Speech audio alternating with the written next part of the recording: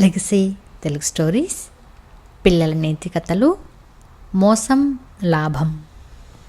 రాజధానిలో యువరాజు పుట్టినరోజు వేడుకలు చూడడానికి బాలయ్య, భద్రయ్య తమ గ్రామం నుంచి బయలుదేరారు. ఇద్దరు ఒట్టి అమాయకులు. రాజధానిలో మోసాలు ఎక్కువ, జాగ్రత్తగా ఉండమని ఎరిగిన వాళ్ళు ఇద్దరిని హెచ్చరించారు. వాళ్ళు రాజధాని చేరి యువరాజు పుట్టినరోజు వేడుకలు చూస్తూ ఆనందించసాగారు. ఒకచోట వాళ్ళు ఆకాశాన్ని అంటేటట్టున్న రాణిగారు మహలు అందాన్ని అబ్బురు పడిపోతూ చూశారు. మహలుకి ఎక్కడ చూసినా అందమైన గాజు కిటికీలు. 1, 2, 6, 16, 22 అంటూ లెక్క పెట్టసాగాడు బాలయ్య.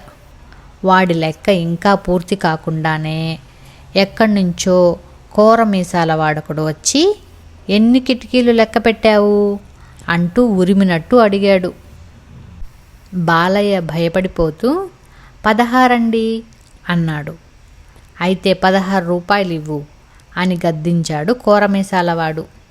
బాలయ్య వాడికి సంచిలోంచి 16 రూపాయలు తీసి ఇచ్చాడు. వాడు శరవేగంతో పక్క వీధిలోకి మాయమయ్యాడు.